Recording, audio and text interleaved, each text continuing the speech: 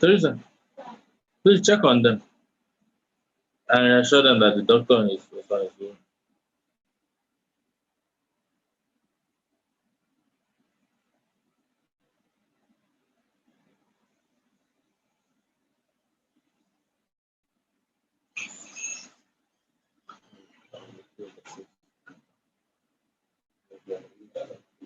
Yeah. Since you move your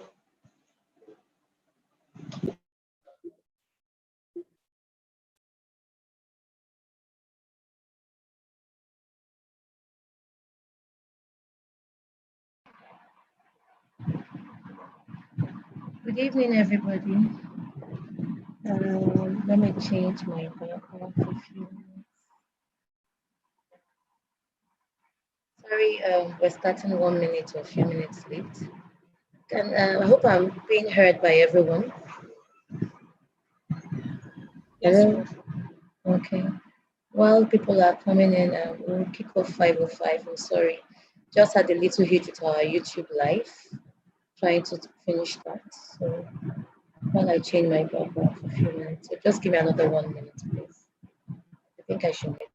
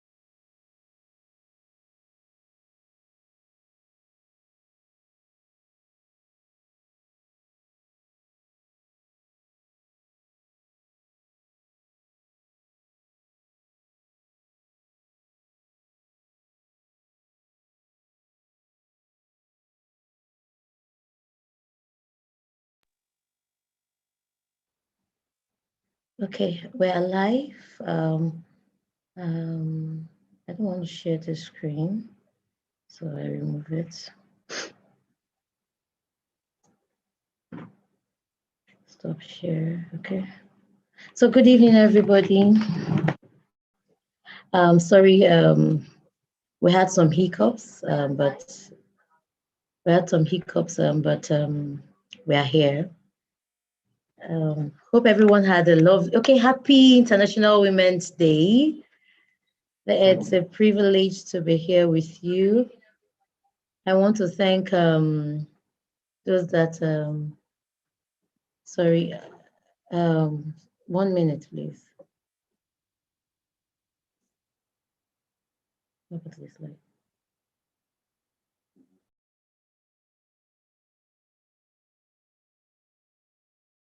I want to thank everyone for being here. We'll just begin. I want to share the screen with you now as we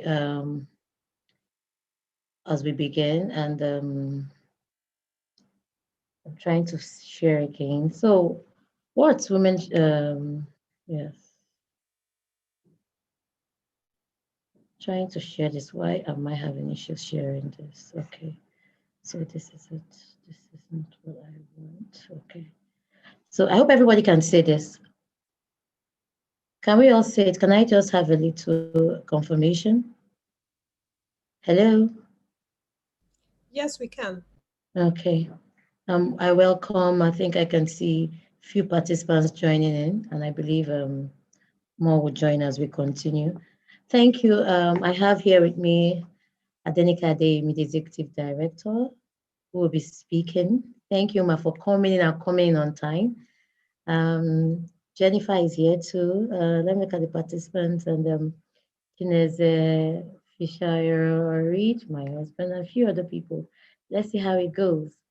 Okay, and I'll begin with, just want us to relax, and just want us to begin with, we're welcoming International Women's Day, and this is powered by Keep a Woman and Marriage. It's an arm of Keeping Marriage Alive initiative, and Keep Marriage Alive initiative is a habit shop. Most people ask me, why do we say habit shop? You see, everything we do, things that, according to Aristotle, everything we do is repeated habits. So whatever we repeat for a while becomes a habit, and that's what delivers excellence. So we've realized that we're a habit shop. Habits drive every institution, including marriage. And marriage is the bedrock of every family institution, and every family institution is the building block of every society. So that's actually who we are. So before we begin, why are we here? We're celebrating International Women's Day.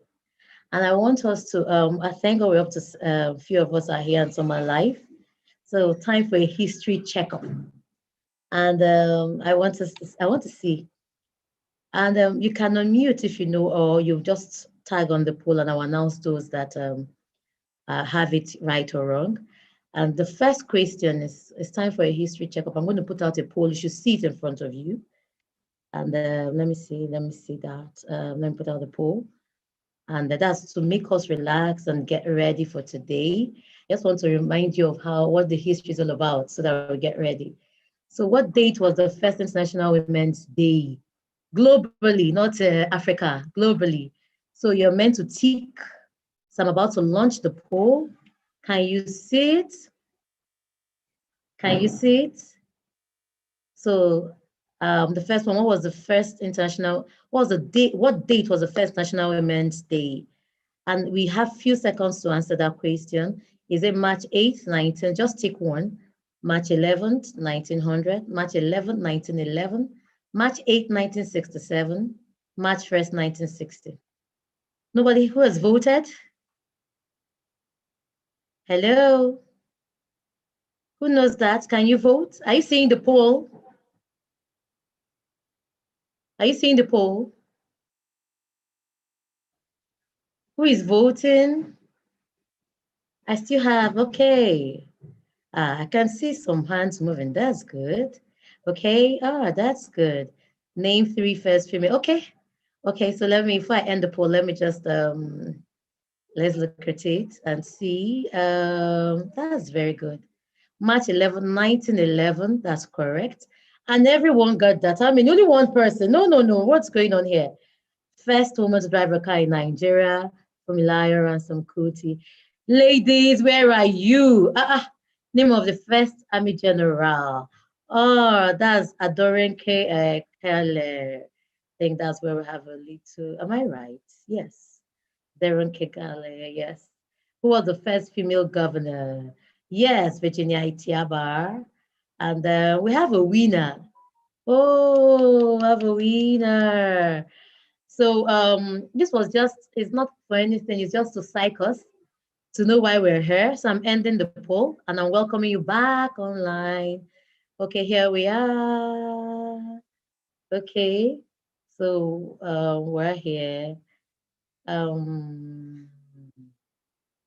will not share the results till the end of the event, so let's go on. Okay, here we are.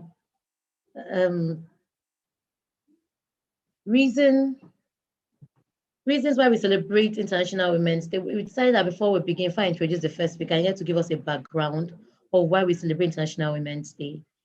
I want to remind you that the first people began with 3 key reasons, and many other reasons were combined later. The first is the right to vote. So anytime we go out to vote, remember that some women gathered together and made sure we had it. We have the right to hold public offices. And many of us that have joined in, I'm sure, are in certain offices, both politically and in their careers, because of someone.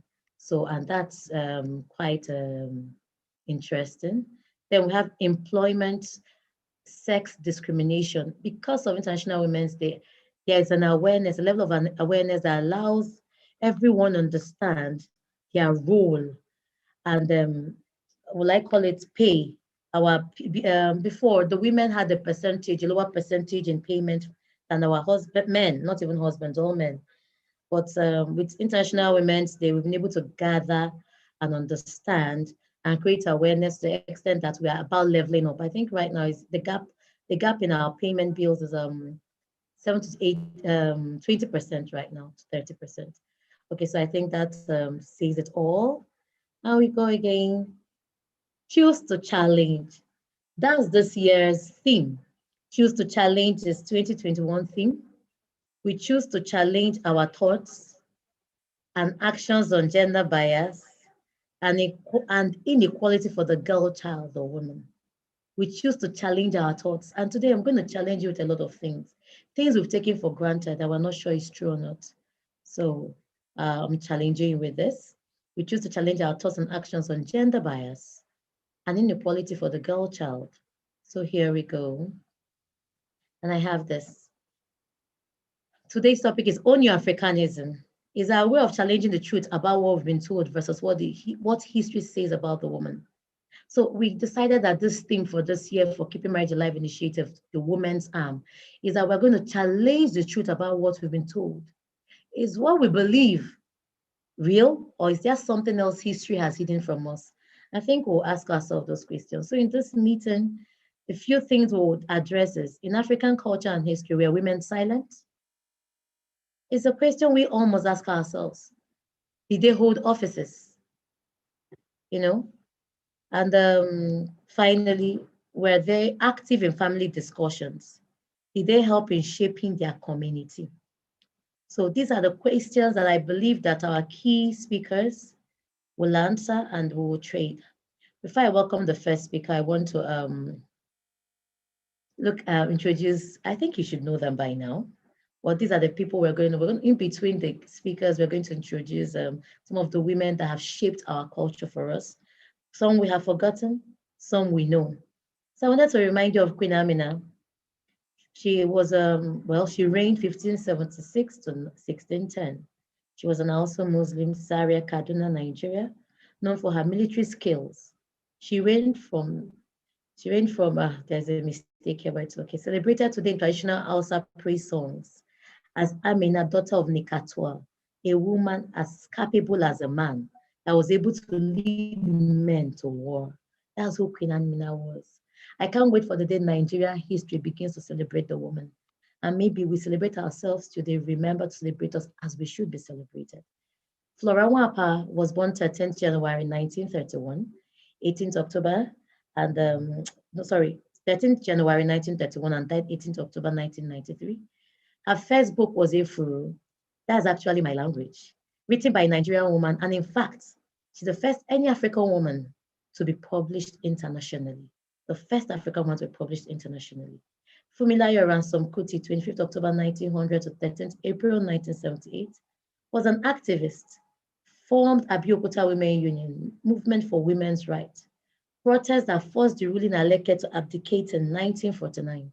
She was also the first woman recorded to drive a car. And why are we sharing this? Intermittently, we'll share some people want to celebrate. The reason is simple. Because if we do not look at history, we'll miss what has been handed over to us, a baton. And we can't fail this generation. We need to leave it better and hand the baton properly to the next women coming after us. So I'll be introducing our first speaker. She's my beloved, begged me to say friend. but she's actually my boss. She's a woman I aspire to be like, I hope. You know, she's many things and so simple. Her name is Adenike Adeyemi. She has over 19 years of experience in nonprofit management, enterprise development, institutional transformation, and corporate strategy. She currently leads Nigeria's foremost enterprise development organization, Faith Foundation, as the executive director. Since joining the foundation in 2015, she has raised over 5 million in funding. Wow. She's launched launched signature incubator and accelerator programs, expanded digital initiatives to scale the organizations, reached to 24 states in Nigeria, and reached to 180,000 plus entrepreneurs, and published 12 research reports on the entrepreneurship ecosystem and 8 books for Nigerian entrepreneurs. Oh yes, I can attest to this. I'm a beneficiary of her works. Her previous work experience before joining Faith Foundation include I need to move this a bit. Include where am I? Manager Development and Public Sector Advisory Services, KPMG Nigeria, and Pioneer Coordinator Nigeria Leadership Initiative. She has a Master's of Public Administration with a specialization in non-profit management and a Master of Arts in Diplomacy and International Relations from Seton Hall University, 2005, and a Bachelor of Arts degree from University of Ibadan, 2001. She's a 2020, help me pronounce this thing, SNHR Fellow from the Global Women's Leadership Program, and also serves on a number of local and international boards, including Trustee Youth Business International, Council Member, Lagos Chamber of Commerce and Industries, Director VDT and Bitflux Group, Director Budgeted, and Director Oxbridge Tutorial College Foundation. Please welcome our beloved friend and sister, Adenike Adeyemi. Thank you very much. Good afternoon. Can you hear me?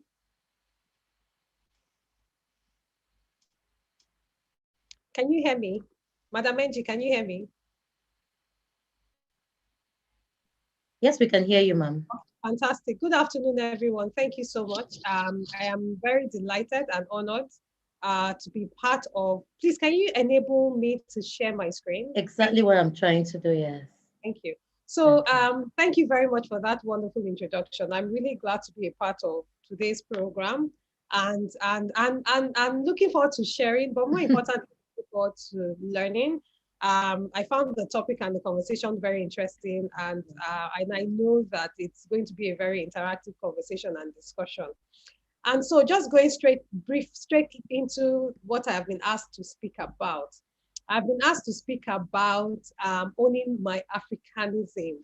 And so for the next 15, 20 minutes, I'm really going to share my own journey, what I think Africanism means, my own history and sort of my own path to find myself.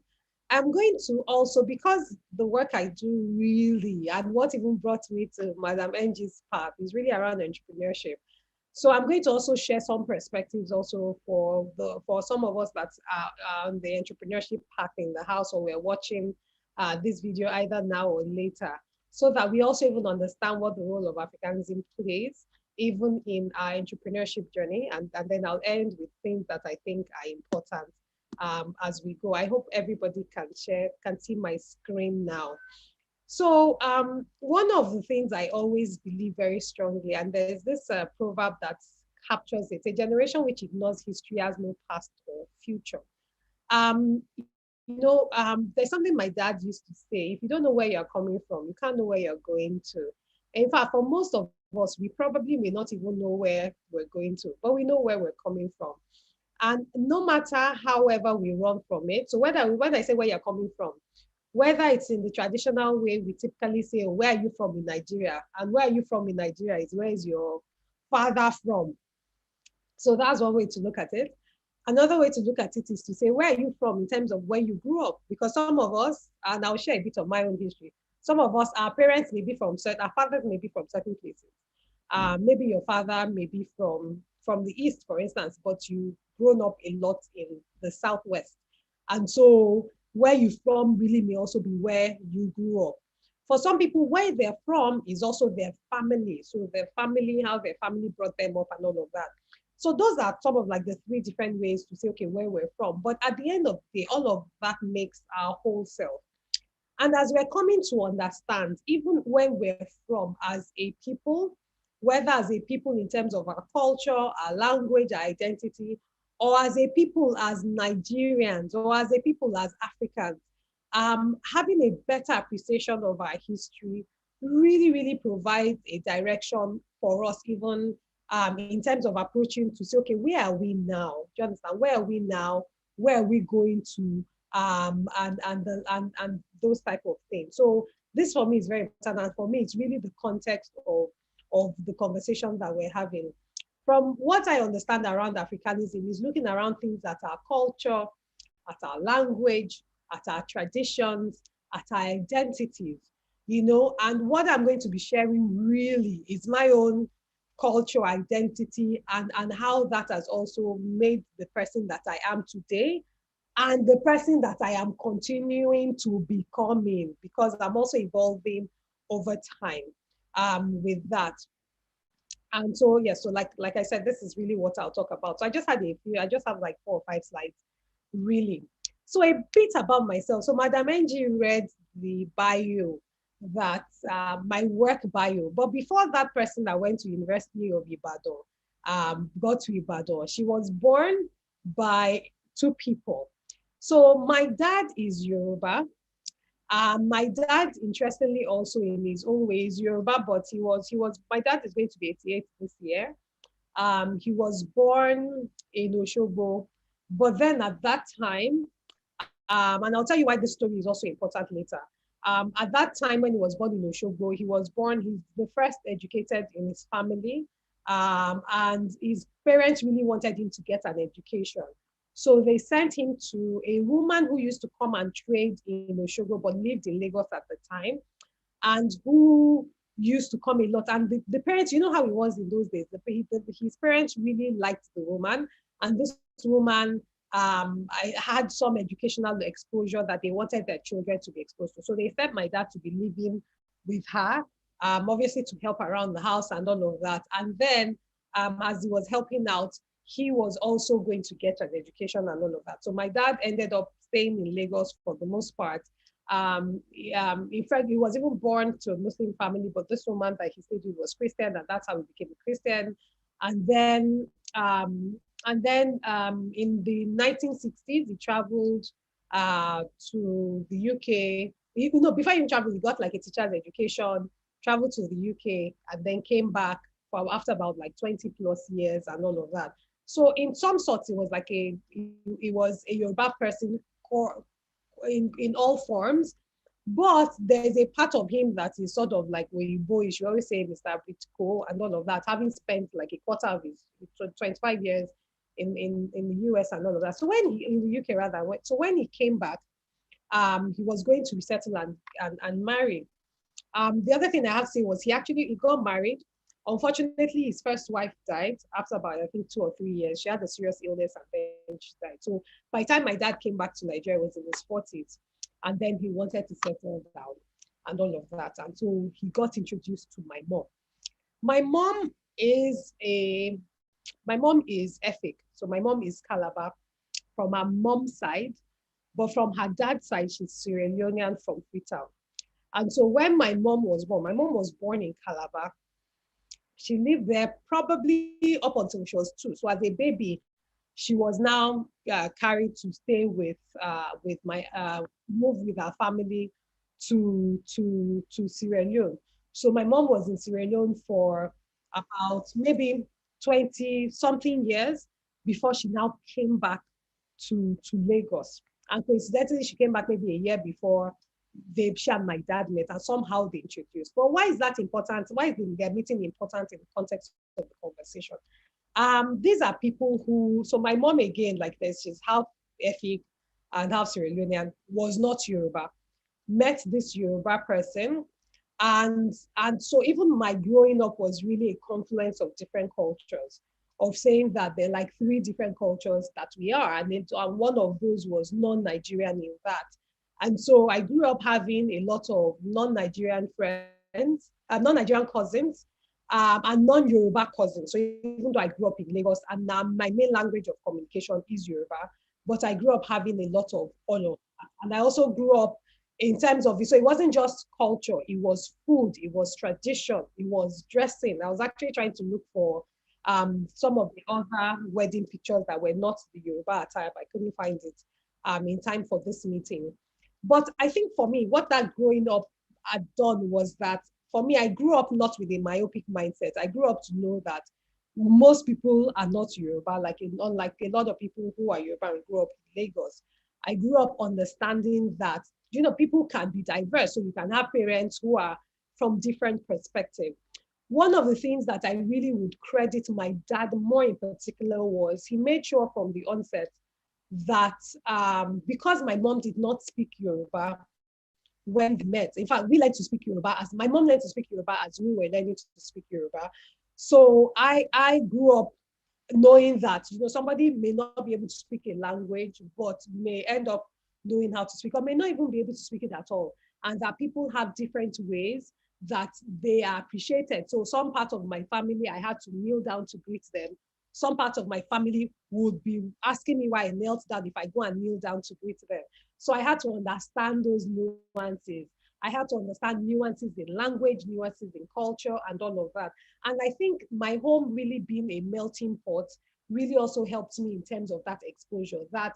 So there was something I was saying, that one of the things my dad insisted was that, he really shielded my mom from his family. His family is not a bad family, but he just shielded my mom from his family. And so there was nobody that could come into our house, for instance, because he wanted my mom to be comfortable and not feel out of place because she wasn't a Yoruba person. And that also told me the value of, even when you have people in your midst that are somewhat different from you, you need to also protect them, even from young people and all of that. But I think the basic things that I learned just even growing up was that, there's such a diverse culture, even within Nigeria and even within Africa. People can adapt if they see the value of that adaptation, and that there's beauty in diversity. There's really beauty in diversity. We're all different people. The way my dad's family looks is different from the way my mom's family. Even on my mom's side, there are people that are slim and tall. There are people that are short and big, or tall and big. There are people that are dark. There are people that are extremely, extremely light skinned, and all of that. And it was really like there's really so many different ways people are. But at the end of the day, from both my parents and then even from my mom's side, everybody was really one for all and all for all and all of that. And so for me, that really formed the basis of my growing up, and understanding that, if you see the beauty in others, if you see the beauty in other people's things, if people don't look like you, they don't talk like you, they don't act like you, and just see that not as a challenge to you, but as this is what really the human race and the human space is about. That's also important. So that for me was number one in sort of like my opening my mind in terms of this conversation that we're having today. The second thing happened much, much, much later when I was in graduate school. So I studied linguistics, as Madam Angie said, when I was in University of Ibadan. I studied linguistics and African languages, not because I wanted to do it. I went to university to study law. My cutoff mark did not make law. And my auntie, who had connections in the University of Ibadan at that time, just said, just check, what is your cutoff mark? Your cutoff mark works for Faculty of Law. Okay, look at Faculty of Arts. So look at Faculty of Arts. Which subjects does your cutoff mark which subjects does your cutoff mark fit? And then my cutoff mark it fits linguistics, and I like the way linguistics and African languages started, and that's how I picked linguistics and African languages. And I ended up now falling in love with the subject, because the specialization I had from UI then, linguistics, social linguistics study of the evolution of languages. So how do people use language in culture? How do people use language in social systems and all of that? So I think that also added to my background and where I was coming from and all of that. But then fast forward, when I went to graduate school, I did international. I have a degree in international relations. I'm part of international relations. It's taking a lot of political science courses. And one of the classes that we're doing, there was a conversation. I can't remember how that conversation started. Now, growing up in secondary school, the way I thought about the Civil War was just a point in history. So you know how you're in secondary school and they say the Nigerian got independence in 1968. She became in 1963. There was civil war between 1967 to 70. Nope, I never did any class that went into detail in the Civil War and all of that. So it was later on that I was like, oh, why didn't I even ever ask? But that's on the side. So one day I was in the political science class in graduate school, and then the conversation came around the Civil War. And somebody was using the Nigerian Civil War as an example to make a case for some theory that the professor was trying to discuss. And then somebody was describing the Nigerian Civil War. This guy was an Oyibo person. And I was just looking, I was like, how can this person know so much about something that happened in my country that I had absolutely no idea about? Coincidentally, I think just around that time, Half of a Yellow Sun came out. And that was really just my whole expose into a side of Nigerian history that I just never dealt about, and that made me start to read so many books, Madam Angie talked about Flora Wakpa being one of our best authors. I remember then just looking at Flora Wakpa, Buchi Emecheta, oh God, this guy that died early this year, that wrote a lot of poems, Pius Okibo, yes, and all of that. So just even understanding the context, and I'll talk about why that also matters a lot. But what had happened was it gave me a sense of Nigeria from a different perspective. And then about 2 years after I started working somewhere, and then I met this young Nigerian who had done an amazing documentary on the history of Nigeria. So a lot of times we start up at that 1960, but he broke up the history of Nigeria. This gentleman he went into the library, the Commonwealth Library, a lot of the older libraries to really do that. And that was a documentary called Nine. Unfortunately, he has taken it out on floor, so you won't find it. And I'm hoping that one day I think he wants to redo it and publish it again, because when you read that, you'll even understand from a practical perspective how we came to be and all of that. And then about 2 years ago, one of our alumni members from Faith Foundation did a documentary called Awani. So what Awani did was now expose me to just the evolution of women. So all of those things that Madam Angie talked about in terms of like Queen Amina and all of that, it really broke down how the evolution of women over the years, over the last 150 years in Nigeria had been. And then even the perception that, women were like second-class people and all of that before, it really wasn't like that before. And so I think for me, even my understanding of Nigeria was also enabled by that. And I think if we're taking anything away from here is that we really, really need to immerse ourselves in culture, in history. You may not agree with so many things, you may not even accept it, but it really just opens our minds and it provides a perspective towards the prism that we live and even the prism that we affect. And particularly for me, for women and the work for women, that Awani story, what it made me see when I watched that Awani documentary was so it's a documentary again, like I said, about women and all of that. But because of my work at Faith Foundation, what it made me see, in fact, people were seeing some other things. What I was saying was that, my goodness, when we talk about notable female entrepreneurs in Nigeria and women that did so many things, we start from maybe female entrepreneurs from like 1980 or something, or 1990, or all of the names we've mentioned. We forget people like the women who started the About Women's Riot, who in their own way were also female entrepreneurs. They were running their businesses. They were, and if for all of us that know the story around that, it was that the colonialists were going to increase the taxes for whether it was the oils they were setting or the goods or produce that they were taking to the market. And then they revolted around that. And so that Awani documentary made me read a lot of books and a lot of research. And I was like, there's so many, and not just women, but even men entrepreneurs But because today is International Women's Day, I would rather focus on women. And to say that even from an entrepreneurship aspect, all of us need to go, for those that are running business, we need to do a lot. If I have time and to do a research, I'm going to do a research really around the women who paved the way for entrepreneurs, but were not called entrepreneurs. They were not called SMEs. They were not called startups, but they ran businesses. They took care of their households. They generated income, and they were very, very influential people. And that's why, even if you look at politics today, when people are trying to run for office and all of that, who are the women groups they go to? They go to the market women. And somebody like a woman called Pelimotu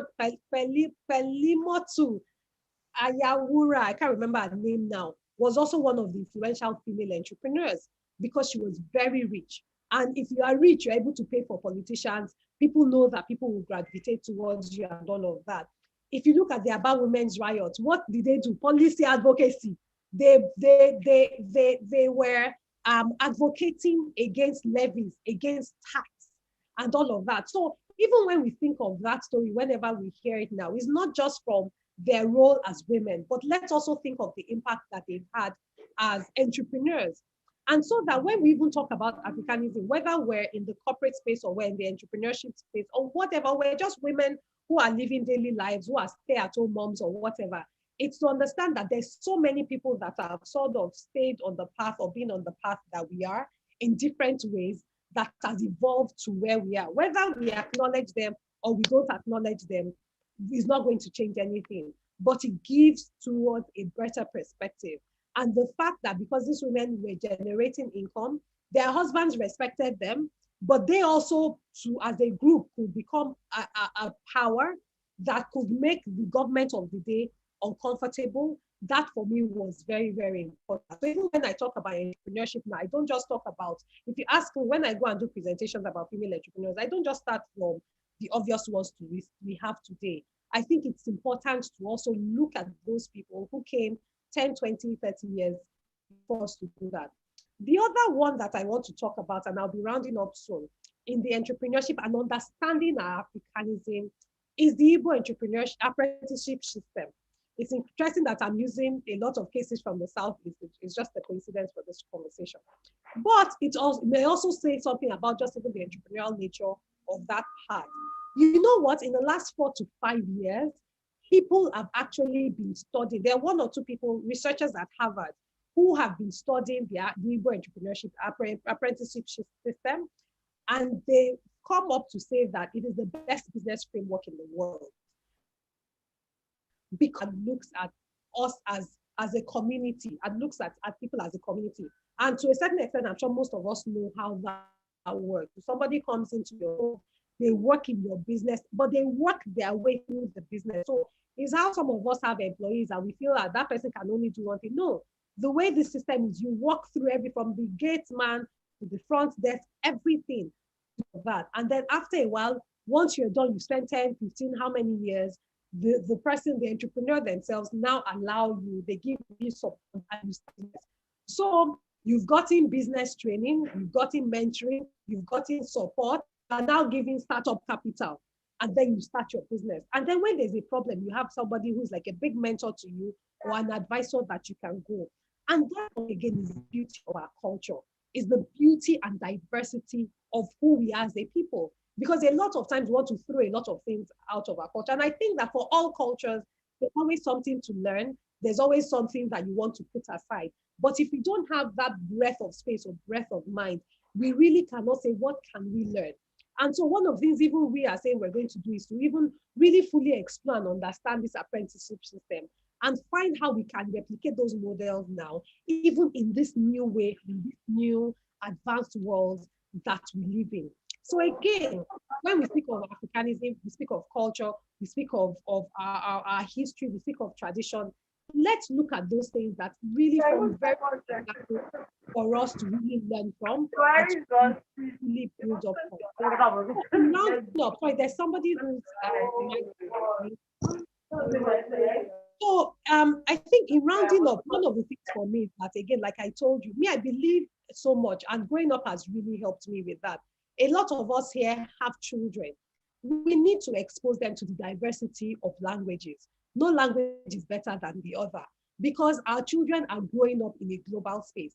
But they also need to embrace their language. I remember when I was in when I followed my husband for a course, and they had different people, Spanish, Italians, Mexicans, Chinese, all of that.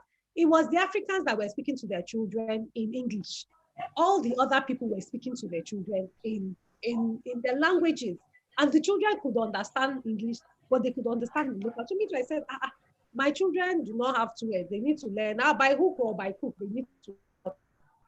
And so we embrace those sides of ourselves that are unique, but also embrace others. It's the same thing with dressing.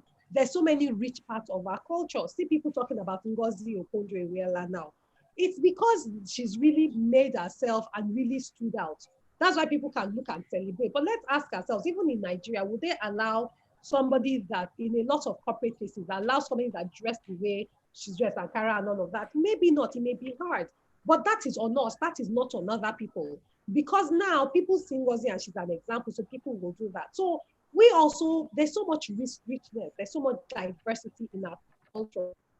Sometimes we don't want to express like too cultural, but in our culture is also finding revenue generating opportunities.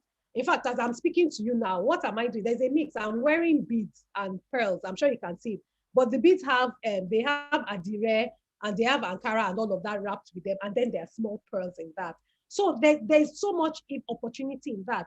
A number of our businesses at Faith Foundation went back to what their mothers were doing to create products that were solving problems. So a few of our entrepreneurs have baby food products that are really the Ogi, the Akamu, but they've added additional variations to it because they looked and said, my children are not eating this after 6 months when they need to wean the children.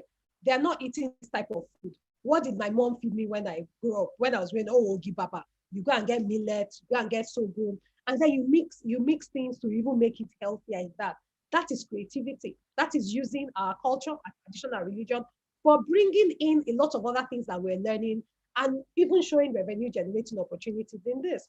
I cut my hair about 2 or 3 years ago. Again, it is diversity. When I even cut my hair, it was I'd always said that when I turn 40, I'm going to cut my hair. So when I turned 40, I cut my hair. I wasn't trying to make an expression of everything. Again, there's beauty in diversity because across Nigeria, across Africa, people have different hair types. Even people with short hair is not the same thing.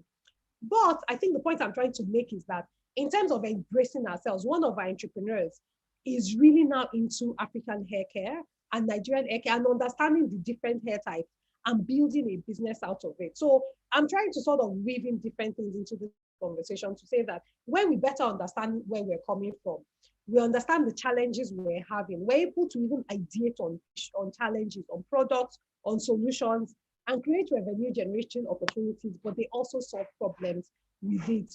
Wherever I am, whatever role I am asked to play, whatever organization I'm on, the first thing I do, I really take time to understand the historical context. There's no board I sit on that the first thing that I ask, particularly if it's an organization that's been around for 5 years, and I'm also been around 15 years, 20 years, I want to get a sense, where are we coming from? How did we get? Who founded this organization or business? Why did they found it? What was the gap?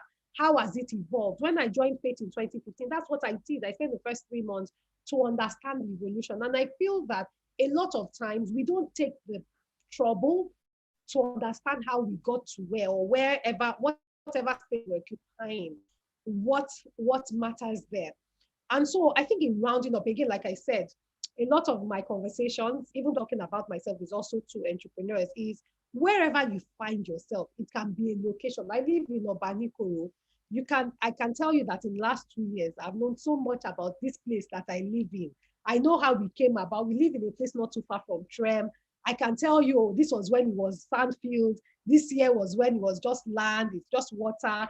These are the different kinds of evolutions that have happened, because that gives me a better sense and appreciation of the history. And I think all of us should do that.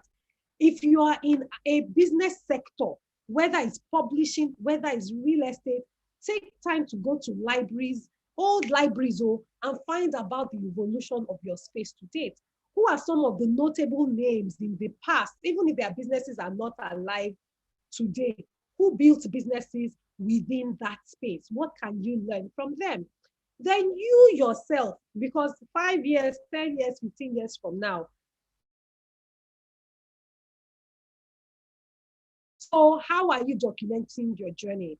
How are you documenting your history? How are you sharing that?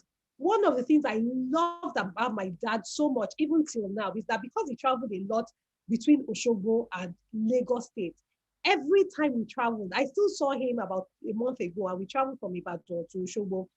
And he was telling me, oh, this used to happen here, this used to happen here, this used to happen there. So I think even from growing up, I know that every time I go with my dad, he would always tell me, every time we go to Balogun or Lagos Island, he would tell me what one building was before, what was there before that building and all of that. So even we should share that history with our children, share our history with our children, share our history with our children, our family's history, or even, and everybody's history is very exciting. Honestly, it is really just when you delve into it and when you understand it and all of that.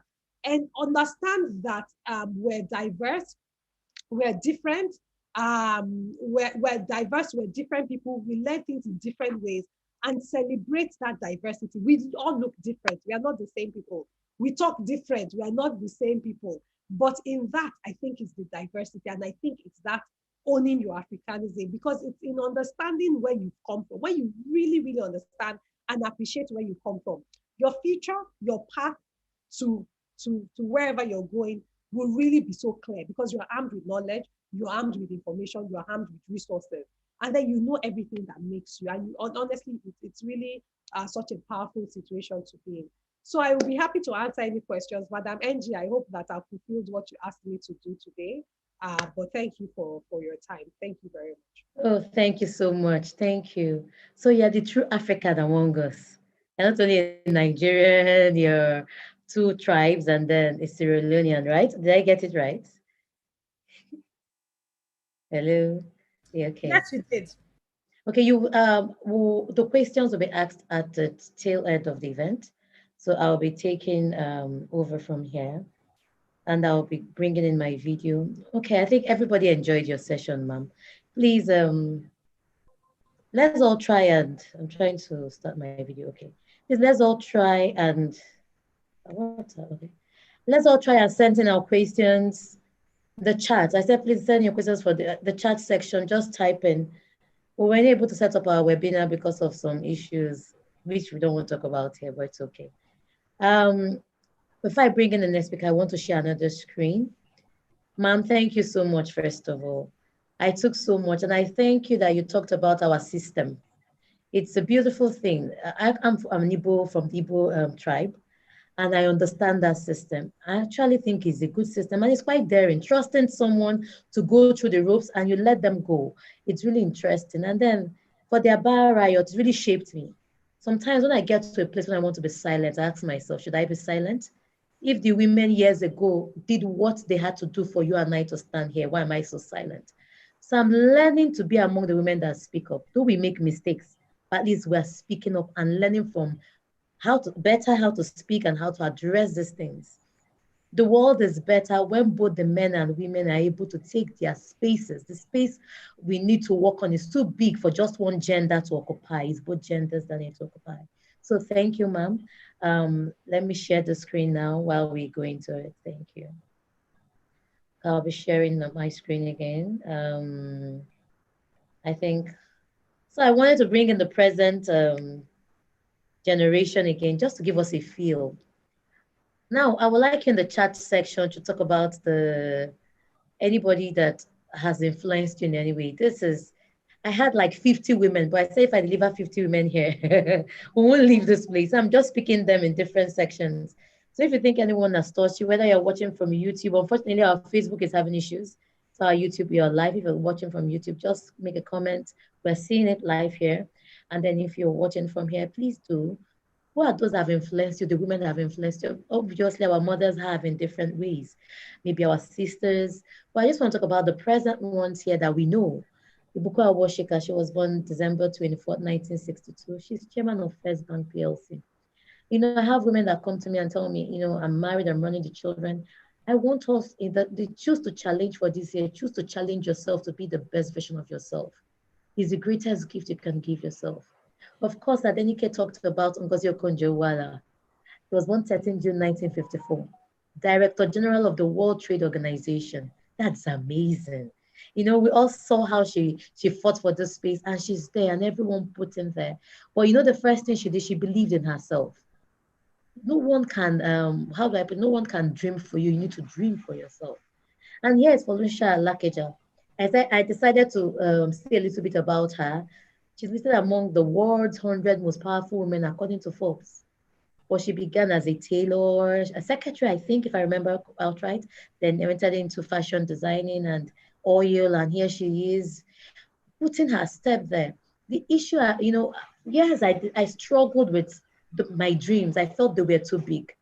Now I want to ask every woman listening, are your dreams that big, or are you the one thinking that your dreams are too big? These women are breaking ceilings for you and I, the glass ceilings for you and I. That means they're asking us to do better than they are doing. That's what they're saying to you and I. See Chimamanda Ngozi Adichie. She's an internationally acclaimed writer. We respect her, but she's breaking her own space, making sure that the voice of the woman is heard and she's not apologetic about it. One of my one lady I really like is Tara Fela Duritoye. She's a beauty entrepreneur. Globally, she's recognized. In Nigeria, she's recognized. Then I didn't know much about Aisha till recently. And I've come to realize that if I had any excuse to shut my mouth up, I had no excuse any longer after October 20th last year. So Aisha Yusuf is a Nigerian socio-political activist. Sorry, excuse me. I need to mute. Why can't I mute her? Oh, sorry. I need to share. I need to mute this. Bear with me, excuse me. I need to go off here too. Sorry, 1 minute. Okay, so back to, okay, she's off. So back to what I was saying, Aisha Yusuf, Nigerian social political activist. And the beautiful thing about all those women is that their spaces are different, their dreams are different, what they are making it. Their ages are different. You can look at them, the shapes are different. Some are dark, some are tall. The tribes are different. It doesn't matter. What matters is that they are dreaming. They believe in their dreams and they're not willing to let go. Look at the age range. All of them have born at different times, but they are not apologetic about their dreams. So today I want to remind you that owning your Africanism requires you not letting your voice die. Taking a shape, where's your passion, going about it in such a way that you actually enjoy it. So I'll be welcoming in our beautiful sister, the second speaker today. And her name is Jennifer Okonkwo. We bear the same surname, She's a seasoned banker with over 15 years experience in financial services. She's married. She has experience in financial services, sorry. She's married and blessed with 3 wonderful children. She delights in counseling and promoting an improved mental well-being.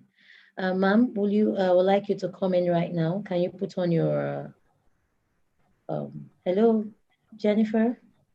Hello. Please welcome. Okay. Yes. Hi. I need your Can video. Can you hear me? Yes, but we need your video on. So okay. Okay. Let me see. I was explaining to NG earlier that as much as Zoom is so popular, I seem to be more used to the Teams platform. Okay. Can you see me? I can see me, so I guess you can see me. Yes, we can. So go on, ma'am. Okay. So good evening, beautiful ladies in the house. I think there are 1 or 2 gentlemen amongst us. Good evening, gentlemen, as well. So my name is Jennifer Okonkwo, like Angie had introduced earlier. I have over 18 years working experience in financial services as a commercial banker. For leisure, I enjoy swimming, traveling, learning, discovering, socializing, and generally just having a real good time. So this is my first ever experience at facilitating a session outside my core discipline, which is financial services. But it's a topic that is quite interesting, and it's a topic I love with women and how we can advance ourselves in the society. So, as we all know, which has been mentioned earlier, today is the International Women's Day, celebrated this day, March 8th, all over the world. And it's a day that we promote, well, the world celebrates women in their social, economic, cultural, political achievements. Also, importantly, it's a day that marks a call for promoting gender parity, gender equality. So, this day, as NG had invited us to speak about, we wanted to also bring in a twist in sensitizing us about the importance of this day by also drawing us back to our Africanism. The first speaker, Nika, had quite mentioned a bit, she had taken us literally back to our roots. NG had also done a lot of that as well. So I would just go further into trying to see if we can advance from this point while reflecting from our roots. How can we then use the values that we possess to advance forward, to bringing about or being these women who the future will look up to as the new improved African model women who will take over the society. Not necessarily taking over the society in the sense that men will not be there, but at least rank side by side with the men, excel, advance. So, like we all have already been told, this year's theme for International Women's Day is Choose to Challenge. Choose to challenge. What is a challenge? Challenges are those tasks or situations that test our abilities. So, in calling women today for this year to choose to challenge, they're asking us, what are those things that we can do? What are those hurdles that we see before us that we will choose to challenge in order to bring about our best potentials? Some of my personal challenges, day-to-day challenges, could be achieving my workout goals, meeting my work targets, beating deadlines, multitasking. Everyone has one challenge or the other, one hurdle or the other, which they, whenever they are able to surmount, it gives them this kind of satisfaction. It gives them this sense of accomplishment. Hey, I was able to achieve success at this challenge.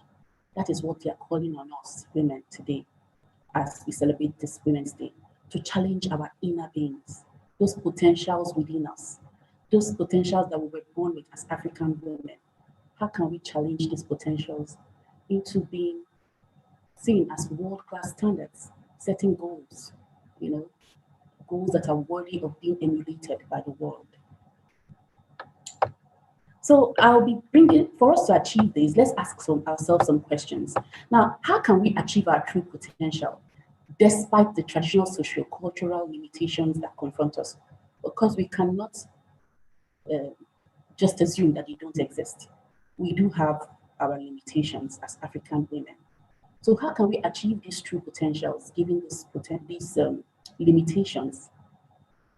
How can we find a balance between home management and career excellence? Quite a number of us today are blessed with equal rights and opportunities to education. And so we also want to excel in our different fields. How can we balance our work life with the home front? How do we win the silent war? We cannot overemphasize that, occasioned by the need to promote gender equality as African women. So with these questions, hovering around our head, let's go into today's discussion. Okay, I'll just do just a little flashback, just because I think my Nike had done quite a bit on that, but just a summary. So African women of old were largely prepared for a life of submission to their husbands, birthing children, home keeping, cooking, petty trading, and general family planning in more ways than have been known elsewhere in developing worlds. Like we take the lead in that. However, today, the average African woman has evolved. She's more educated and exposed to the prospects of enjoying equal rights and opportunities with her male counterparts. Thanks to the disruptive impact of social media, She also knows about obtainable standards in the Western climes and is truly willing to drop any culture that limits her self-emancipation. So increasingly, enlightened African women are refusing to be held back. They desire to be free, they desire to be independent, they desire to explore and find a meaning for their lives and for themselves. So you see, that is one of the ways in which the Western cultures are being imitated, but almost being completely taken over. And of course, gradually, some of those cultures that we have always been known to have and living are facing away.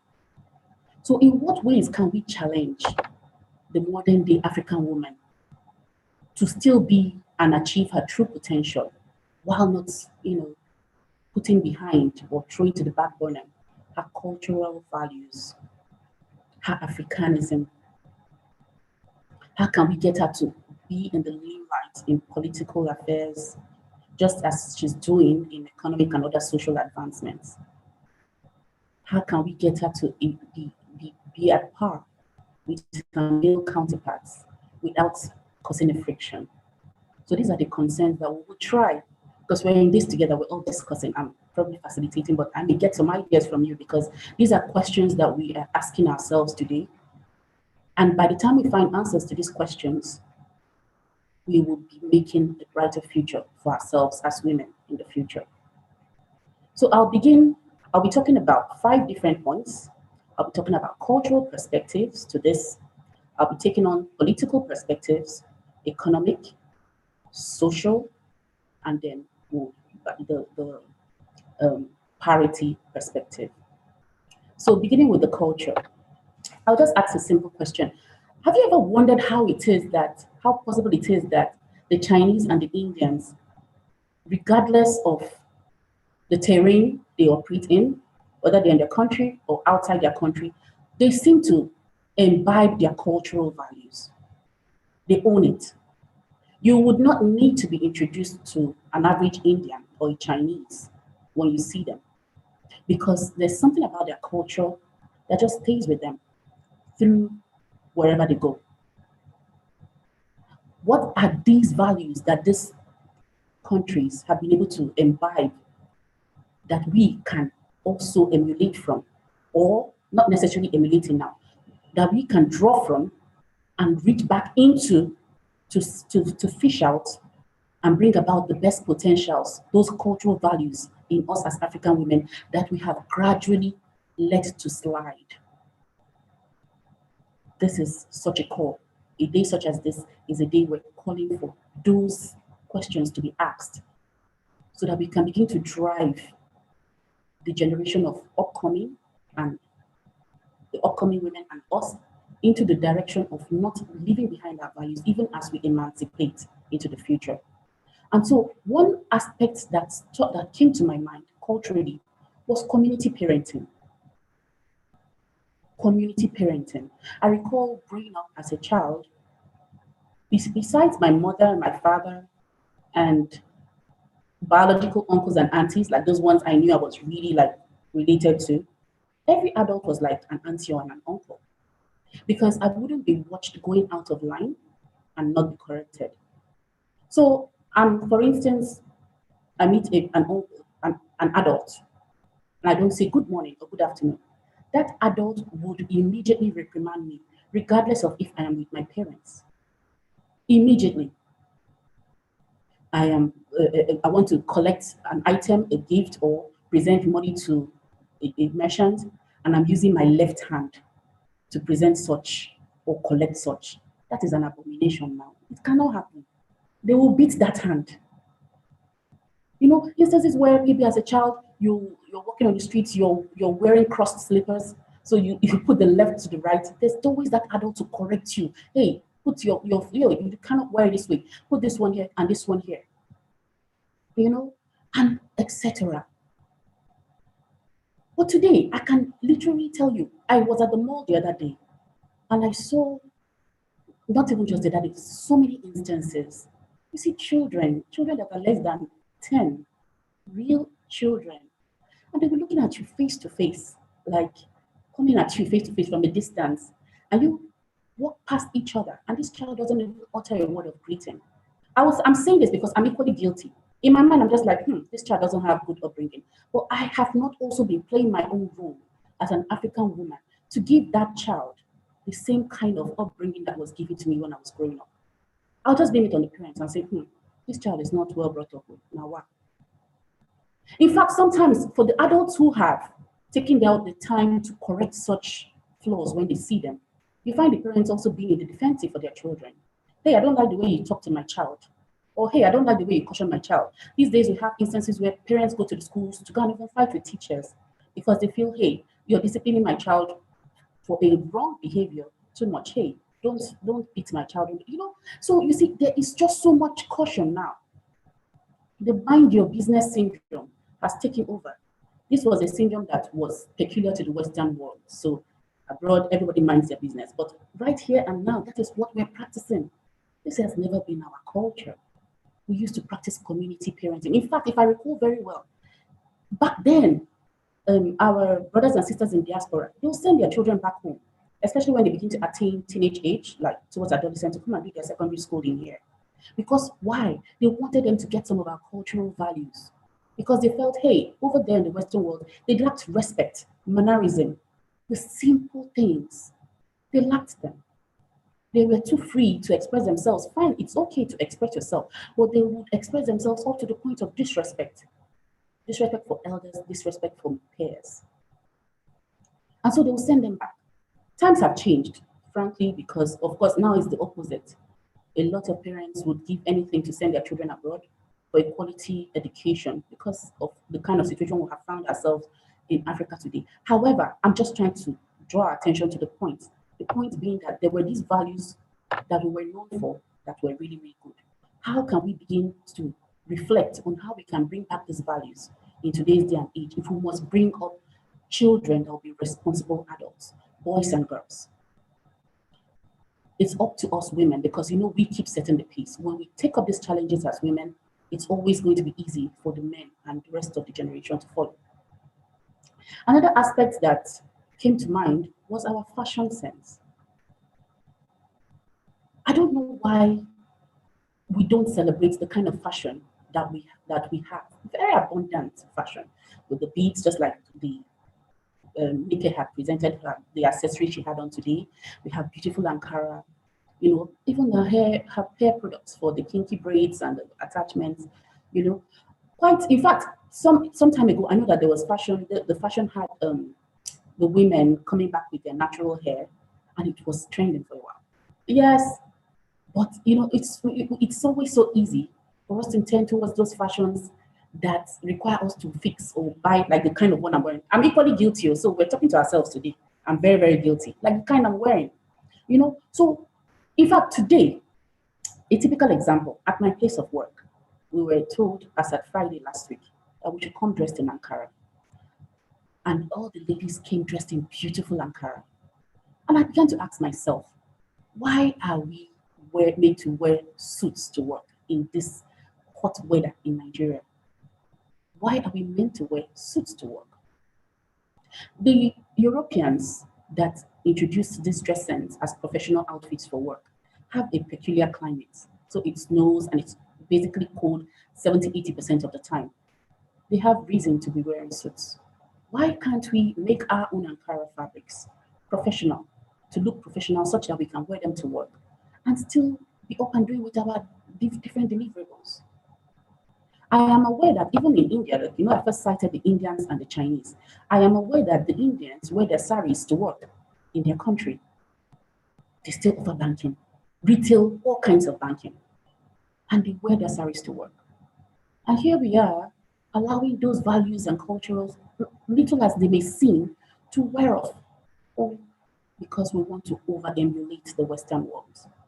How can we, especially those of us now that are in the environments, the corporate environments, that can be a part of the meetings with the boards, begin to draw attention back to these aspects of our culture that needs to be looked into, that can help to promote us in positive light? Language, fine. Okay, we have over 250 ethnic groups, so we may not really have a common language with which to speak to each other. But that also is facing out. Quite a number of children can't even speak their local languages. They can't even speak their local languages. They are all communicating in proper English. You see, these are some of the values that we have allowed to erode us, all because we are, becoming westernized. And now my second point again is politics. Politically, women have been doing poorly. Women in Africa have been doing very poorly. There has been a very wide gap. I'm going to give you people just a bit of insight into why I'm saying this. Now, Nigerian politics is one of the areas in dire need of gender-focused inclusion. Why should we have laws? Why should we expect change in the laws of the land, change in the laws of the land that will impact the women positively, when the women don't even feature in politics? So the men decide and they put it down on us and we accept. Why do we think these laws will favor us over time when we're not a partaker of the making of these laws? I'll tell you how good we're faring in politics. So according to a feature on women's politics in Nigeria published by UN in 2019, Nigeria had one of the lowest rates of female representation in parliament across Africa. Globally, Nigeria ranked 181st out of 193 countries. In national polls held shortly after, only five of 73 ran for presidency position. 560 candidates ran for senatorial seats. You know how many seats were available? 4,139. You know the shocker of it all? Out of this number, out of this 73, only 62 women came out tops. These are the people that are supposed to decide. So in all, we have about seven at the moment, representing 60% of women, 16% of women in the president's current cabinet as federal ministers. This is a country that has a population of 59%, 49% representing women and 51% representing men. And we only have 7 in key offices that can decide how we fare in the country. Can we forget the President Buhari speech, which he made in 2017, where he said, I don't know which party my wife belongs to, but she belongs to my kitchen, my living room, and the other room. This statement perhaps is still one of the biggest public admissions of how little, if any, respect is placed on the political opinion and participation of women in leadership.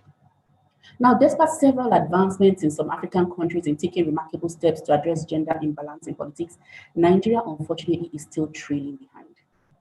Is there any wonder why it is still a great privilege for millions of girl children to have sex-basic education in the North? Why underage marriage remains rampant and permitted under law? Why gender discrimination and domestic abuse hardly ever register forthright legal proceedings, despite its pervasiveness? Women have been known and identified as Nigeria's hidden resource. Fact, we are one of Nigeria's hidden resources. You know how we say Nigeria is blessed with rich human and natural resources? Women have been identified as Nigeria's hidden resource, yet they remain largely untapped. There are ongoing fights to change these aspects, but a lot is still yet to be done. So days such as this, we need to sensitize ourselves. We need to ask ourselves to wake up to the challenges of the society, that the society requires of us. After all, would it be amazing to have another Kamala Harris in Nigeria? Maybe at least to start with the vice and someday get to the president's role. So this is just about politics. And it is very important that even as we go about our day-to-day affairs, we continue to think about it and the importance of women featuring prominently in politics, because this is just about the only way we can begin to bring about this change that we so much desire. Now, economically, yes, the Nigerian woman has actually been known to be very entrepreneurial. Also, a recent BBC report stated that over 40% of Nigerian men constitute the highest rate of female business owners in the world. That is really good. So Nigerian women are known to be hardworking. We've always been. They are now also going beyond being entrepreneurial experts to also running formal businesses, being on boards, just like NG had mentioned, you know, of Ibukunya Wosika, or Saretin Demoren, Mosun, Bello Sage. These are all chair ladies or chairmen in banks today. So we're making progress economically by way of our business drive, but there's still a lot more to be done. Then socially, we're also not doing badly. The only part that I feel as African women, we need to learn to redress our steps and correct is in the way we shame ourselves, especially on social media. There's so much cyber bullying, so much body shaming. So a woman wants to go represent herself and she's just feeling uncourageous because she doesn't know how she will be labeled, maybe because of her size or her status, you know. So you see a successful woman and then fellow women are saying, oh, she couldn't have done that by herself. It had to be a man who contributed to that achievement. Hello. Sometimes we are also the problem. We need to learn to celebrate ourselves and our successes. We can achieve. We have been known to achieve, and we will always achieve. We just need to hold our hands together so that in whatever virtue we find ourselves, business and otherwise, we succeed together. And then lastly, the aspect of equality, gender equality. Gender equality. The most recent Global Gender Gap Index has Nigeria ranking 113th out of 145 countries. Very bad. Global index. Not all countries feature in it. So out of the 145 countries that feature, Nigeria is ranking 113th. The place of the woman is still being fought. The life of an average female Nigerian is affected by a myriad of discriminatory traditional practices, which put her at a disadvantage both at home and at work in comparison to the men. I'll give you a typical example here. Are you aware that in the police force, you would need to have worked for a minimum of 2 years before you can obtain permission, as in before you can be approved to get married and have children? You need to have put in a minimum of 2 years in this same country. While I will not dispute the fact that there are certain assignments that women cannot be asked to perform in such an office or a force, do you also know that an office such as the command CP, which requires more intellectual supervision, but it holds that whoever mans this office will be in control of the state.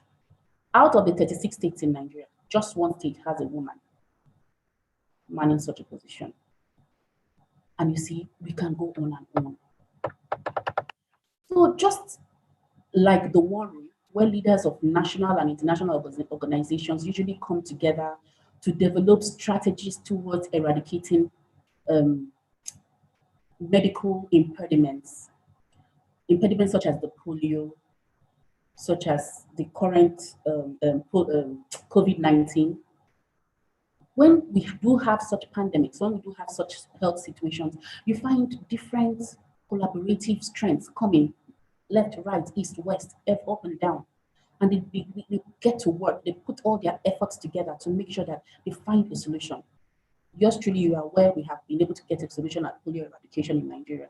And as we speak, the vaccine for COVID-19 is in place. Can such efforts also be channeled towards making sure that the women's place in different aspects of life, like I mentioned, economically, politically, socially, is felt? That we are not put behind.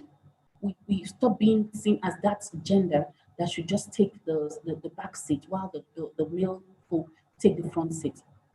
Can we begin to put up strategies that will help us to be more featured, to help us so that our talents can be more accepted, valued, our potentials can be reached in an equal playing field? The fight for gender equality is so similar to that of the achievements that can be recorded in these medical examples I just gave.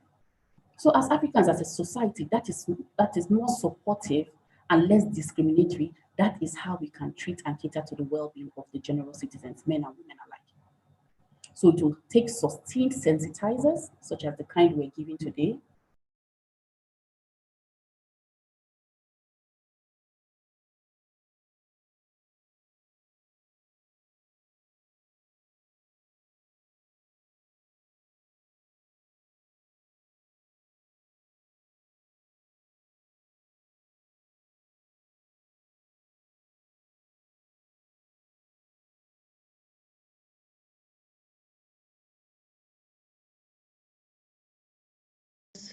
Says click on the unmute.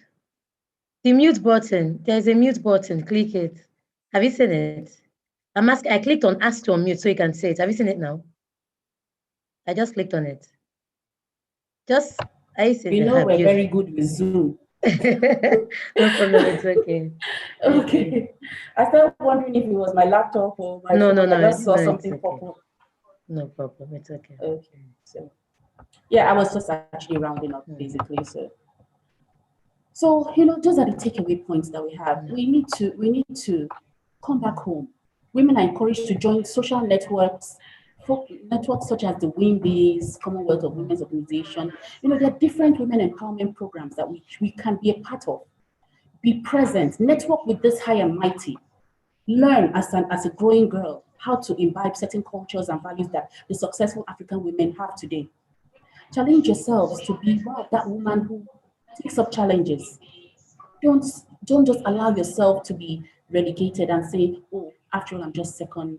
I can never be what he or she does, or that role model you have. You need to just reach in and find out that potential in you and challenge it to succeed. Community parenting cannot be overemphasized. We need to go back to our roots in that, because our mothers were able to build a very good society. Because I'm how do you call it now? I am an outcome of one of such parenting, and I have not done badly. I would like to see my children even do a lot better than me in that regard. So let us generally learn to hold our hands as women as we grow towards attaining our potentials. Let's say no to body shaming, all kinds of ill-spirited things we do to ourselves to bring our spirits down as African women, and embrace all the possibilities that are ahead of us. Thank you very much. Oh, thank you so much. Thank you. Please, I think this was quite enlightening.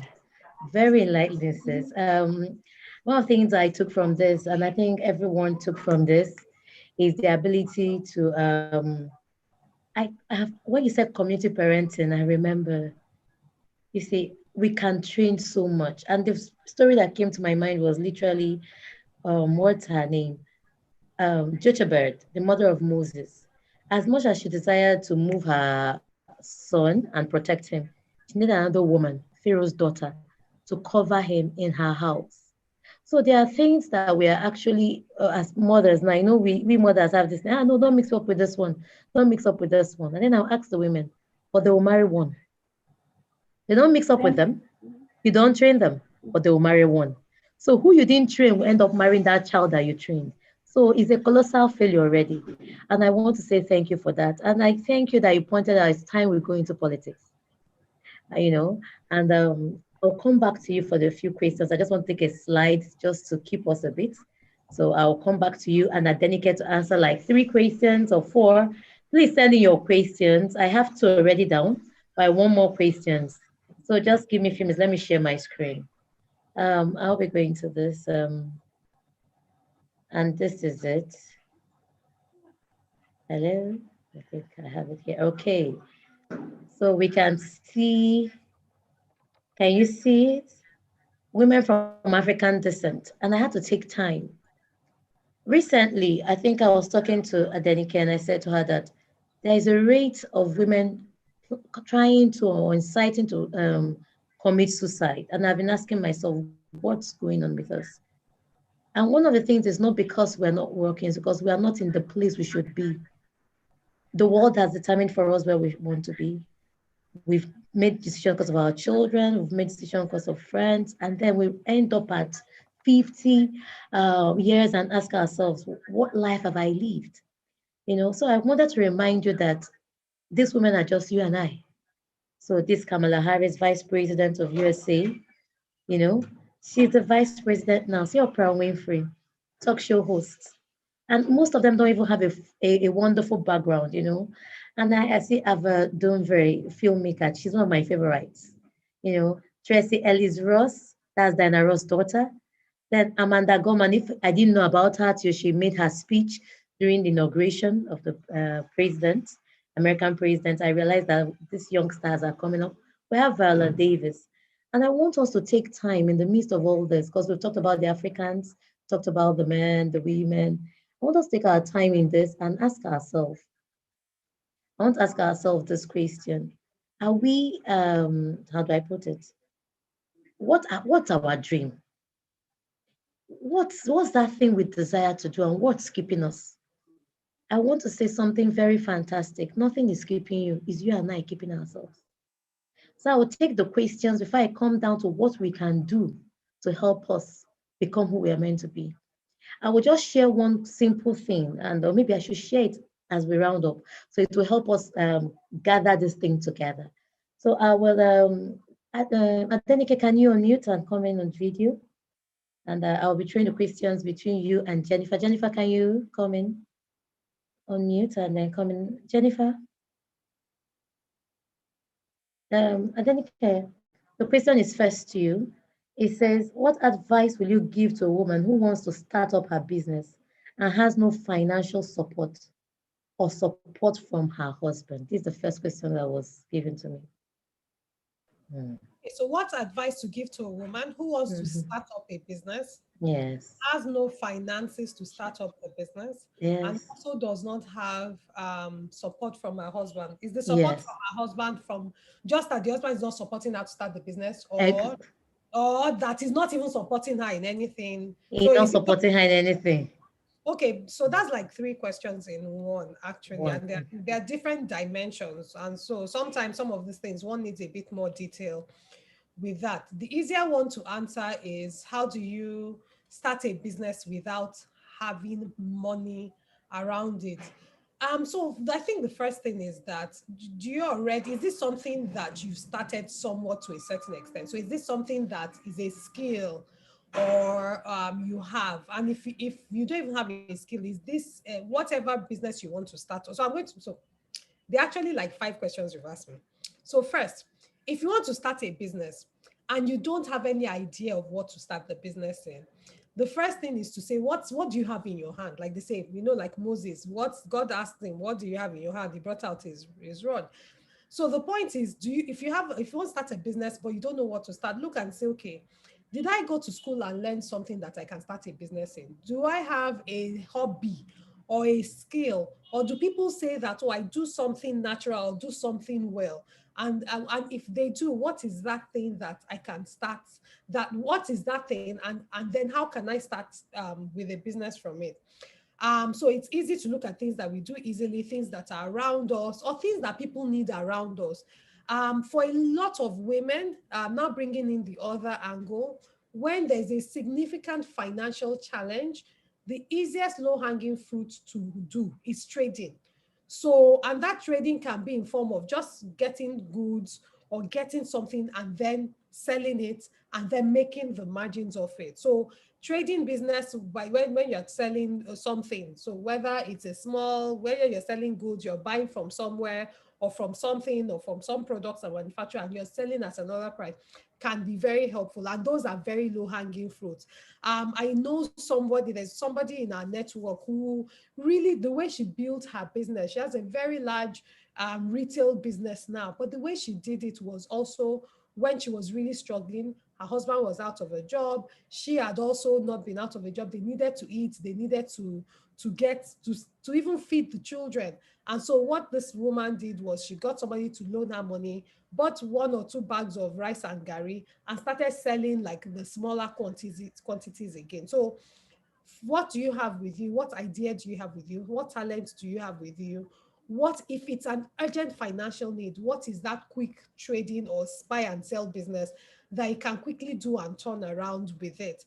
And so even in that kind of situation, as with even a much more larger business, it is very important that you really understand the numbers around that thing. So if you're buying something in bulk to now sell in smaller quantities or to resell and retail, you want to know, you want to make sure that the margins make sense, and you're selling it to people who will be able to buy it at the additional rate that you're selling, and that you've built in all the other costs into the profits that you make on top of it. So you built in the cost that is taking you to go to wherever you buy it from and bring it. So transport money, alabaru money, all of those details in terms of that.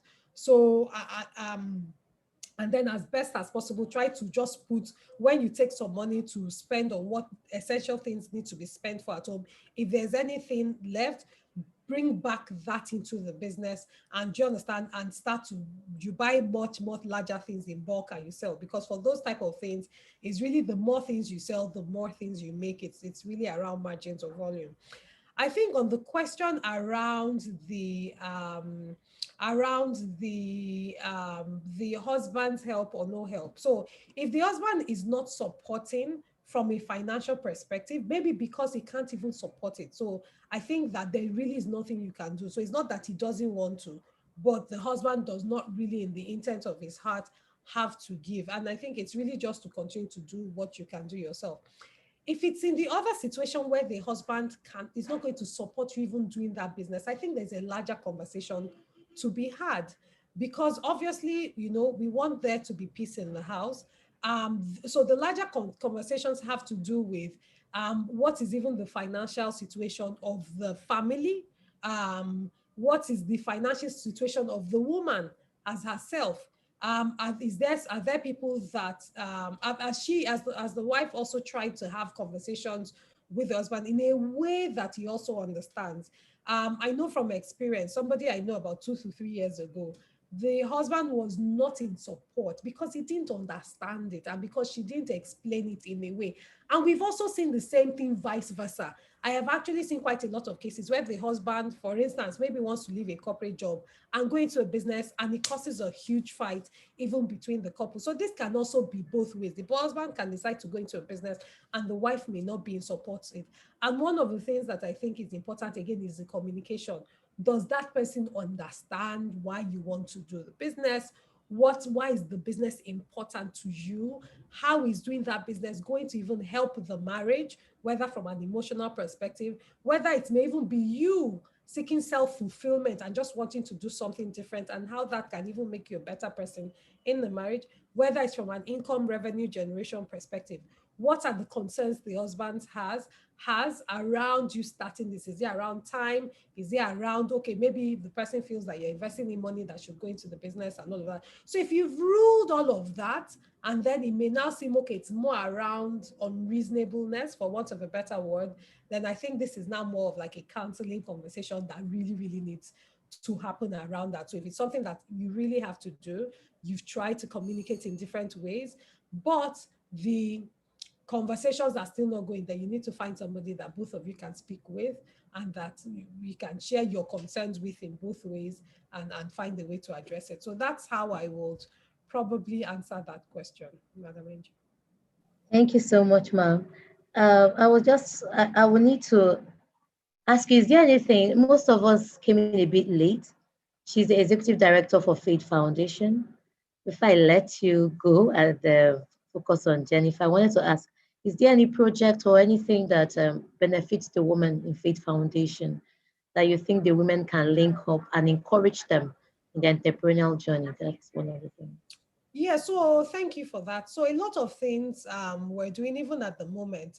So we do a lot of training programs at different levels and in different stages, some for startup, for new businesses. We have some for experienced businesses. And then last year, we introduced some programs called the Business Recovery Program, which is for people who are running their businesses but are challenged in different ways. And that one is like a 4-week workshop that can help you look at your business model or help you in terms of digital knowledge or digital technology. So how do you use social media very well? And both run for 4 weeks, 1 day a week, and it is free. So if you just go to Faith Foundation, search for BRP, which is the Business Recovery Program. There's one that we're doing for females, for females only, but then there's a general one that anybody can look at. So I'll send the link on the chat in the next 1 to 2 minutes to check it. Thank you. Thank you so much, ma'am. It was really nice. I'm taking a lot of things home from her, and we're grateful. Hold on, don't let go yet. Let me talk to Jennifer. Okay, Jennifer. Jennifer, can you unmute your mic, please? Hello, Jennifer. Yes, I can't hello. see. Okay. Unmute. Can you hear me? Unmute and put your video on. Okay, hold on. Okay.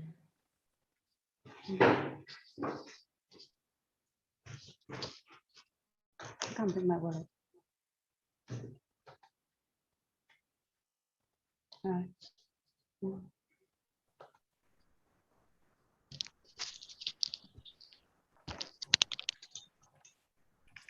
Can you hear me?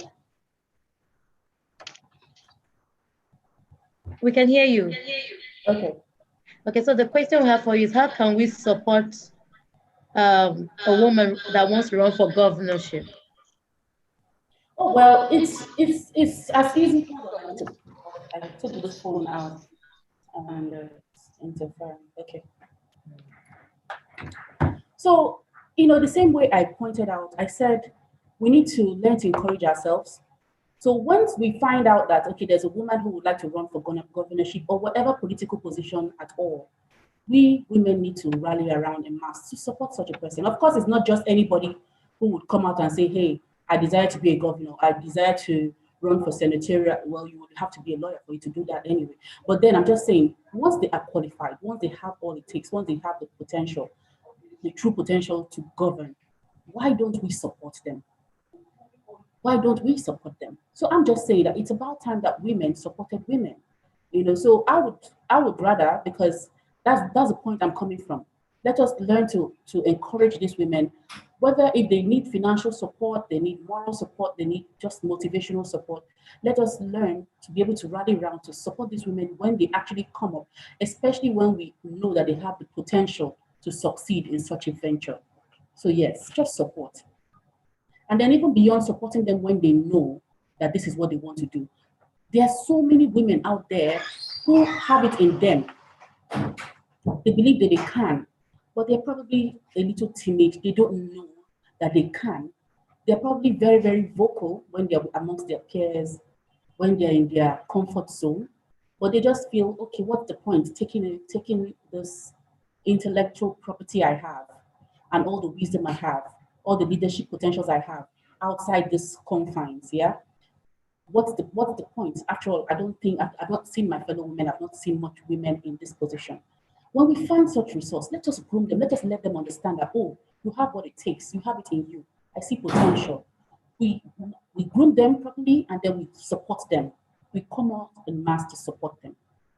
That's my opinion. But it doesn't cover all, there are so many ways, there are so many ideas, but I'm just saying the earlier we begin to think about coming out, especially in the political terrain, hopefully, just maybe, some of the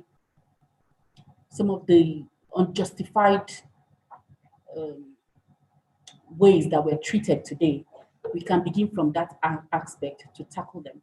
We can begin to recreate the laws in a way that it will not just favor the men, but everybody, men and women alike. So yes. Well, thank you so much, ma'am.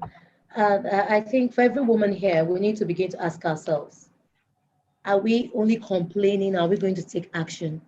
And one of the actions we need to take is going to the political space. It's now something we must do.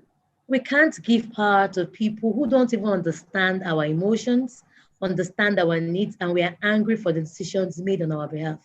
Sure. If we want a real change, we all need to go there. If you can't go there, sponsor support. If you know someone who you think, we need to begin to groom ourselves. Aba riot is a classical example. A change was needed and the women did it.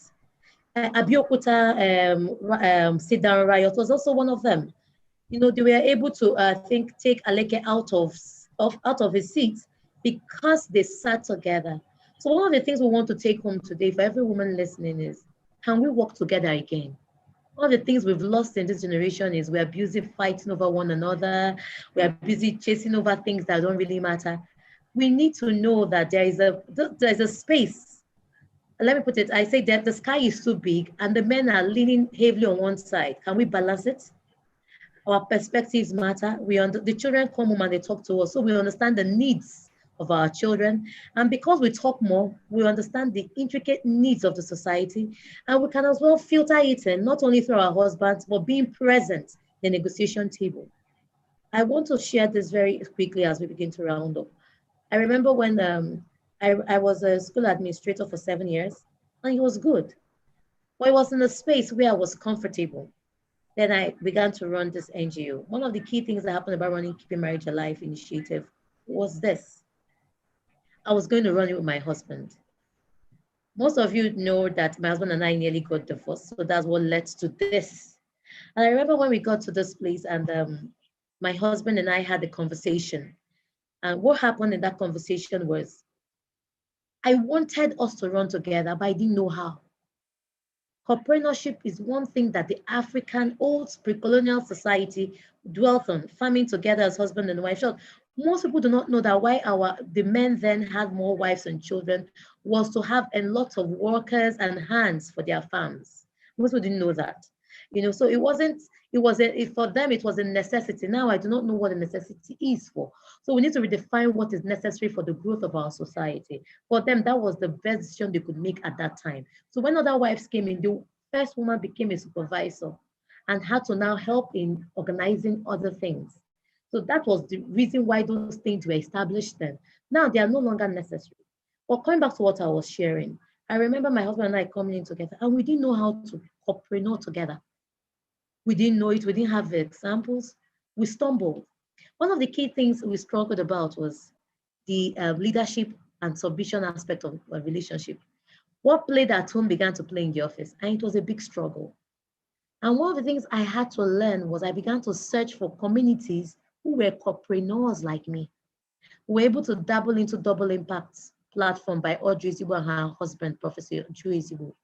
It was there that we began to align with what we should delegate, what we shouldn't delegate, who and whose words, tidy the legal papers.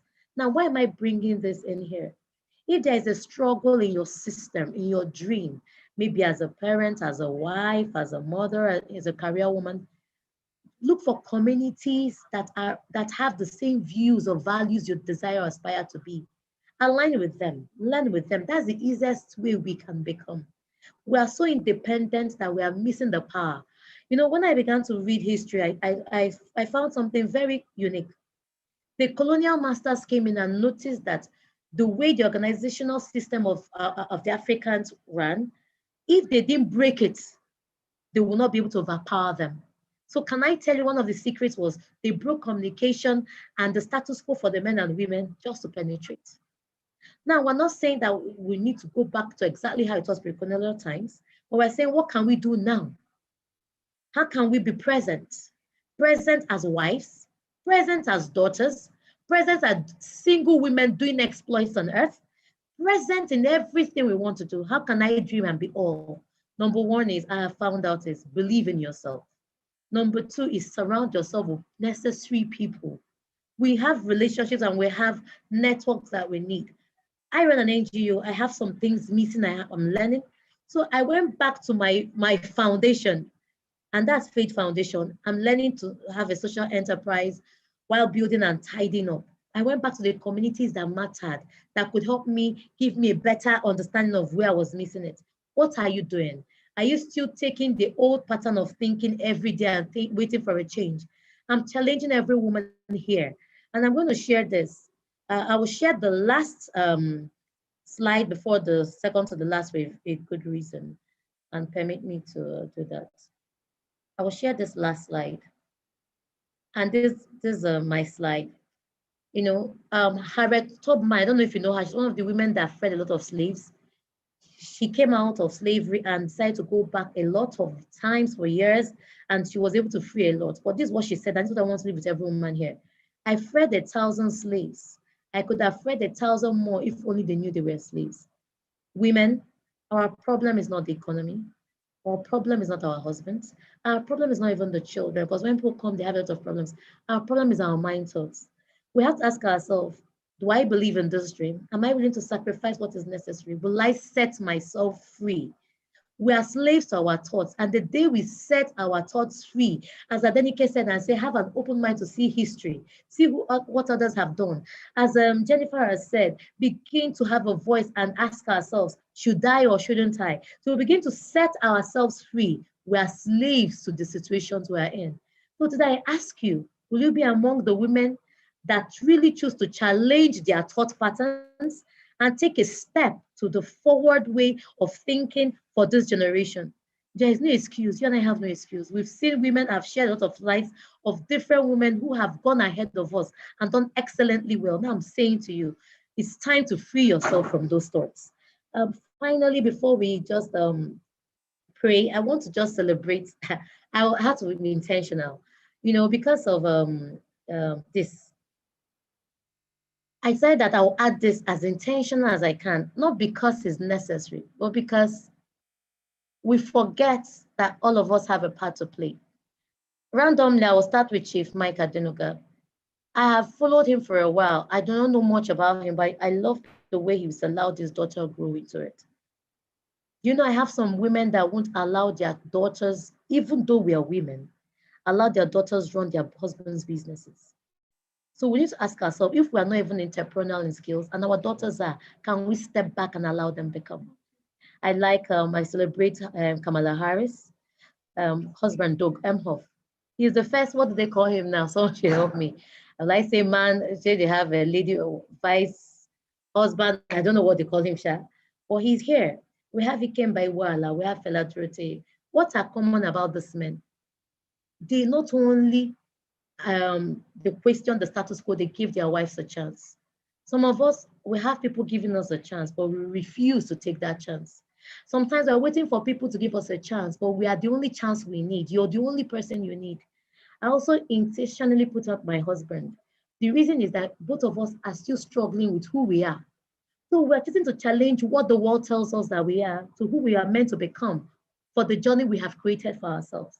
So I celebrate him here today because he refuses to accept what has been told and saying this is history. I need to make that for my children. Then finally, I want to tell everyone, I'm going back to the last slide again. I want to tell every woman listening, and this is very, very key. Win for your daughters. Win for your sons. Each time we lose, we're saying to our sons, this is how a woman is. Each time we win, we're saying the same both to our sons and daughters. So as much as we're winning for ourselves, we're winning for the next generation. So as we're about to end up, I would like to stop this share, and I want to just pray end with the scripture. Genesis 1 to I think 27, 28, where God created male and female. It's been a long time that the creation of male has been very active. And I'm saying to the female gender, arise. It's time we stand up. So I want to remind you that we are blessed. Genesis 1:28, we are a blessed generation. And we have everything. There is no excuse for not being blessed. There are communities, there's social media, there are things set up like this. We women are good at talking. We're saying, remember that history didn't stop at talking. They took actions. And I'm asking every woman listening, begin to take intentional actions. As simple as allowing your voice to matter in your family is an action. As simple as allowing your daughter's dream. Even, I remember my youngest sister, very youngest sister, she wanted to be a footballer, and people came and told her she can't be a footballer. I regret that we accepted that lie. So can we allow our children become? Can we allow our voice of our daughters, our sons be heard? Can we become the example in the family system, in the communities we belong? They've done it before. The women that have gone before us have done it before. The generation, they are doing it now, and we are here present. Can we change the narrative for good for the next generation? And I want us just to take 1 minute and just pray. Father, we thank you for this opportunity. We are glad that we are born this generation, and we know we are created for more. We ask for the courage to fight for the space you've given us if it's necessary, to have conversations that enlighten the environment of our part to play, and to accept responsibility for these choices we make in Jesus' name. So I'll be rounding up here. Any announcements? Nothing really, just wishing you happy International Women's Day.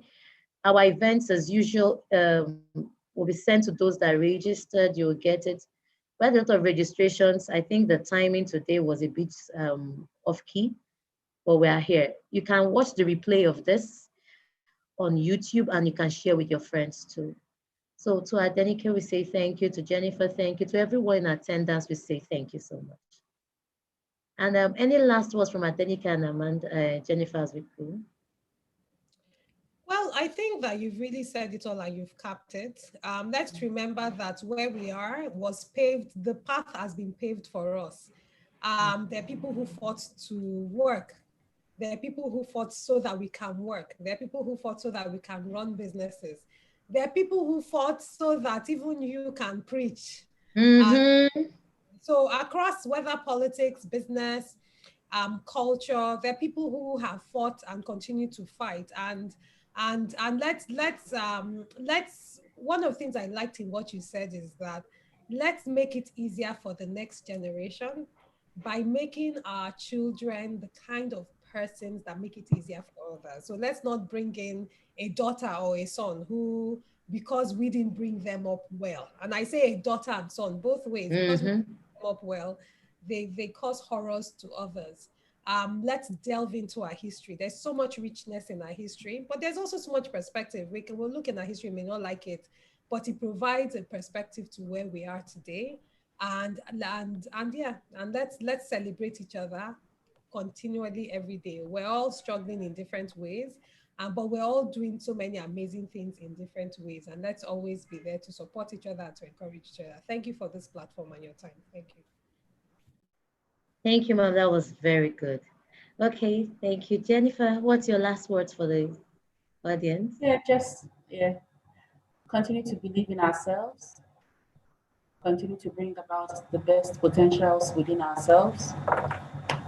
Don't ever limit yourself in any way as women. Whatever you say, whatever you think you can do, you can actually do it. All it takes is little tiny steps towards achieving your goals. Let's not in a bid to advance in our careers or whatever potentials we wish to achieve, forget our culture, forget those values that made us who we are today. So that is what I have to say. Let us embrace the African woman. She has a lot in her. She has a lot to give. She's been given and she still has a lot to give. So let's open the roads. Whatever, there are no boundaries to what we can achieve as women.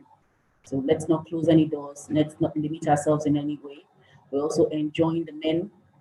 I wish that this forum also, hopefully maybe in future forums, the men will be actively involved, because we cannot achieve this emancipation that we speak about, this growth, this equality that we speak about without men cooperating with us. So we also pray for and will continue to speak to an improved society where the men would also embrace the qualities that we have as women, the values that we can also add to the table as women.